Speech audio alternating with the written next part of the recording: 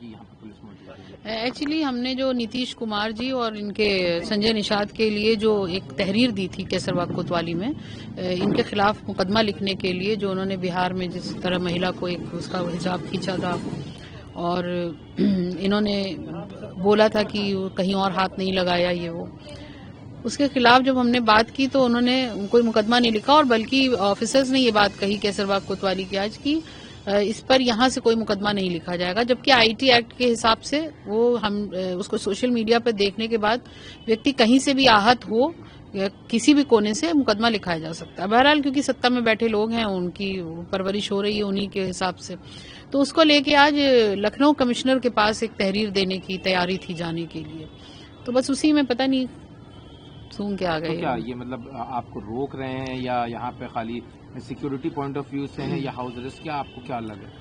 नहीं, सिक्योरिटी तो इसलिए नहीं हो सकती क्योंकि जब मैंने हमले वाली बात कही थी, मुझे थ्रेटनिंग मिल रही थी, तब तो मेरा इस पर भी मुकदमा नहीं लिखा था केसरबाग कोतवाली में, तो ये रखवाली तो मेरी नहीं कर सकते हैं।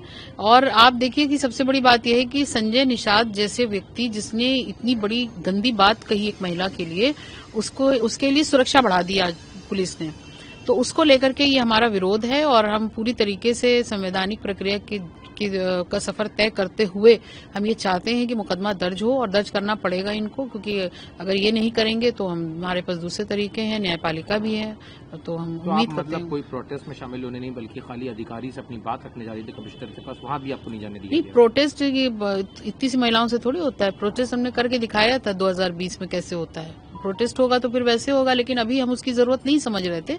हमें ये लग रहा था कि अभी हम अपनी बात अधिकारियों से कहेंगे और उसके बाद वो सुनी जाएगी, और नहीं सुनी जाएगी तो उस अपराधी को जिसने ये अपराध किया है, इस तरीके की बोले हैं, उसका घर जरूर घेरेंगे हम, और मुख्यमंत्री आवास पर भी जाएंगे कि भाई हमें न्याय तो दीजिए। आप बात करते हैं बेटी बचाओ बेटी पढ़ाओ की, आप बात करते हैं मिशन शक्ति की, महिला सशक्तिकरण की, ये सशक्तिकरण हो रहा है कि एक महिला आयुष डॉक्टर अपना जॉब करने से मना कर रही है, ये उसकी मनोदशा हो गई है।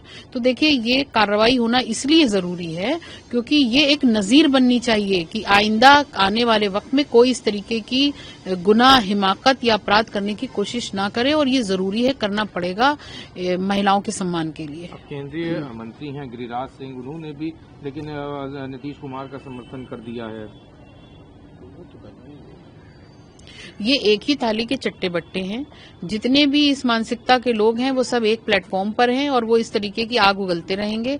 ये दलित विरोधी हैं, महिला विरोधी हैं, अल्पसंख्यक विरोधी भी हैं, ये पिछड़े विरोधी भी हैं, ये मजलूमों के भी विरोधी हैं, किसान के विरोधी हैं। किसके विरोध नहीं करते हैं? ये सिर्फ अपने लोगों की, जो ये मलाई खा रहे हैं बैठे, ये उतने लोगों की बात करते हैं।